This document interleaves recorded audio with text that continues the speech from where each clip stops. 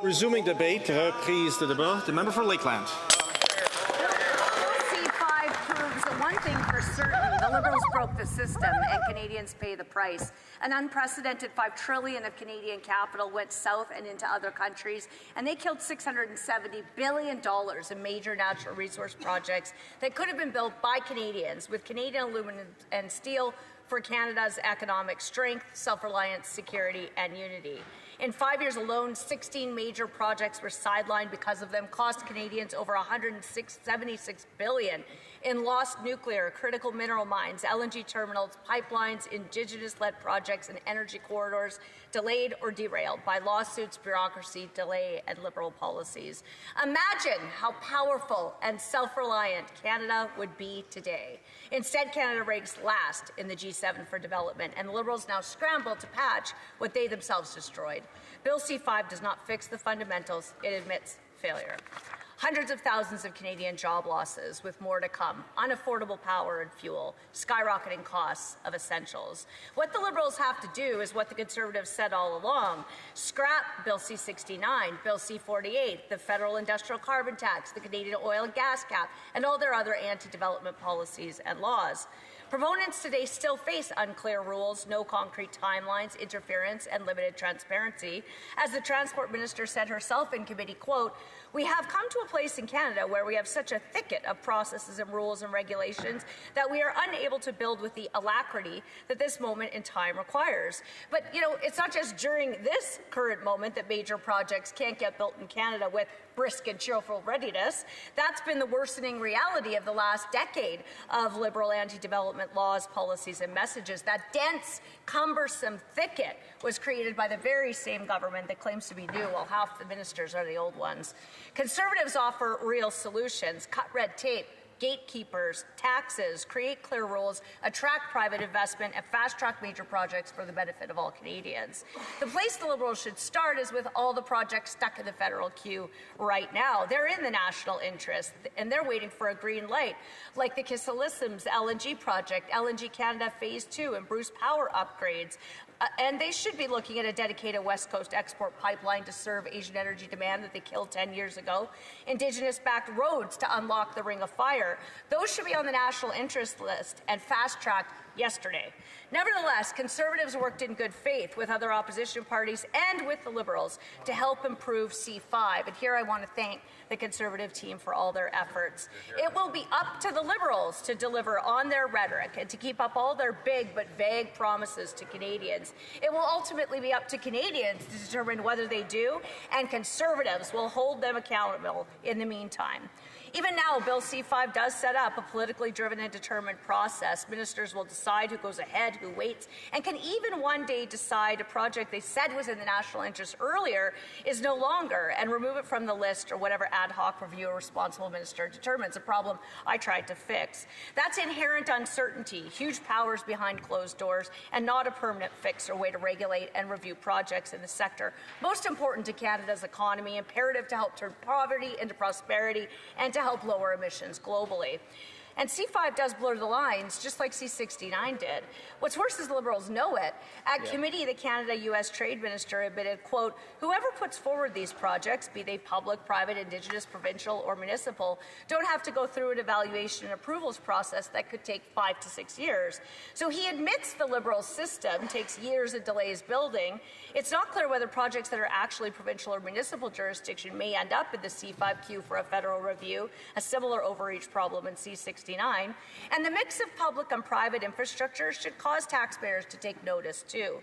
But again, the obvious first step should be to fix that whole evaluations and approvals process. The minister himself says is too long. Proponents and the government itself are trapped by the red tape they imposed. Still, Bill C5 does not fix it for everyone, but will fast-track a chosen few. At first, it didn't even define national interest. That left every decision to the whims of Cabinet and a lack of clarity for everyone involved. But Conservatives fought to require the government to define national interest with clear, specific criteria. We succeeded in adding that necessary clarity and structure to a process that started with none. Conservatives also successfully incorporated the requirement of a public list of national interest projects with timelines, estimated costs, and rationale, application of the Conflicts of Interest Act to officials and proponents to prevent abuse and politically connected insiders pursuing personal profit over the public interest behind closed doors, mandatory national security reviews for hostile regimes and state-owned investments into major national interest projects to combat foreign interference and economic imperialism from adversaries and to protect Canadian sovereignty and security, the requirement for the government to fully deliver on its mandatory duty to consult, and a clear map for Indigenous consultation with public reporting to build trust, earn confidence, respect Indigenous rights and title, and so major projects can get to yes in a good way to minimize predictable court challenges and delays, and annual independent reviews of project progress so all Canadians can measure the Liberals by their actions, not just their words, and hold them accountable. These amendments matter. They bring transparency, accountability, more certainty, more clarity, and integrity to a bill that originally had none. But even with these improvements, major concerns remain. Bill C-5 still allows ministers that power to remove a project from the national interest list at any time without notice, reason, or recourse.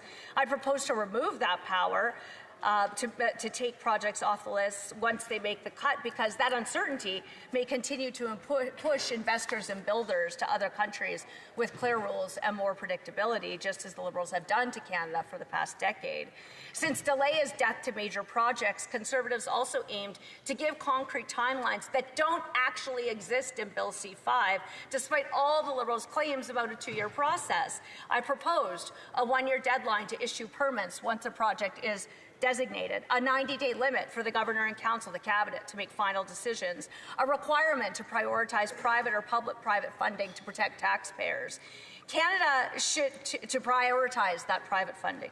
Canada should be a place where the private sector can take big risks and build big things on their time and on their dime, not where taxpayers have to be on the hook to get anything done. The Liberals rejected those amendments. Then I brought forward that amendment to apply the Conflict of Interest Act to enforce those clear safeguards to prevent corruption and block Liberals from stacking the deck in favor of their friends. This shouldn't be necessary, of course, but with a Prime Minister who hides his conflicts, where he pays his taxes, and ran a mega company, Brookfield, invested in all the kinds of projects C-5 would fast-track. Although under that Prime Minister, it mostly invested in the U.S. and abroad, that caused a flurry and a huddle among Liberal MPs, a couple of odd questions, and then the Liberals voted against it. But thanks to Conservative pressure and support from another opposition party, we forced the government to follow their own laws designed to prevent corruption and to put the public interest ahead of partisanship. Conservatives also got limits on Cabinet to prevent them from exempting 15 foundational laws that no government should ever sidestep. All Canadians can be forgiven for wondering why the Liberals would have presented such a potentially significant law free from all of those laws in the first place.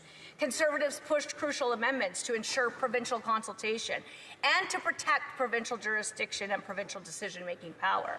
Because what the Liberals must show is that they can ensure big projects in federal jurisdiction can be built for Canada's economic strength, security, and national unity, not meddle in others.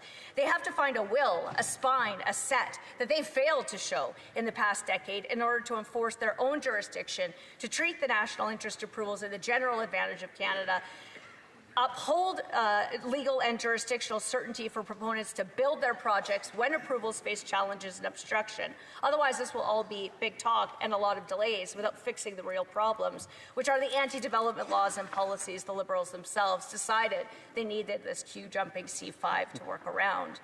Conservatives' work continues today with sub-amendments to clarify and fix flaws. We propose a parliamentary committee with a non-government chair. No government should judge its own actions. Democratic accountability anchors this principle so that sub-amendment strengthens review with independent, balanced representation across parties. Canadians expect transparency, not spectacle, real checks, not blanket approval. Canada holds vast potential. Natural resources, energy, and infrastructure sustain millions of jobs, fund public services, build communities, and bolster global trade. Any bill for national development must reflect this reality and champion, not hinder, the sectors that drive prosperity. Canadians need an approach that does not curb ambition, repel investment, or deny opportunity. Canada cannot tolerate a framework that casts resource development as a threat rather than a strength. Canada demands confidence, not caution, momentum, nor paralysis. Conservatives champion responsible resource development, independent oversight, and a united Canada, and our amendments to C5 uphold those values. You're here. Conservatives believe in strong paychecks and unity through opportunity, not division and double standards through federal overreach. We believe in reconciliation through... The Honourable Parliamentary Secretary, the Government House Leader. Yes, thank you, Mr. Speaker. And as I emphasized during my comments, is that we have a new Prime Minister that actually brought all the First Ministers together. And it was a very successful discussions that they had.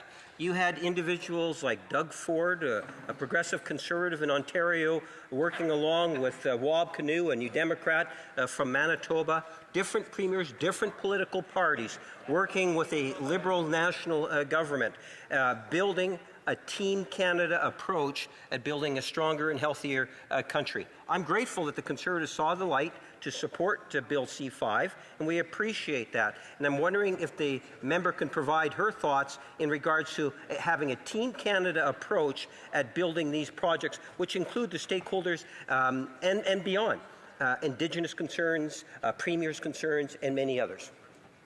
Honourable Member for Lakeland. Well, Conservatives will not stand in the way of the Liberals' sudden and often diametrically opposed to the 10 years of their own words and actions efforts to get Canada working and building, as Conservatives have called on them to do the entire time. We're hopeful, but we do remain skeptical that Bill C5 can fully solve the problem of the current broken federal regulatory mess that the Liberals made.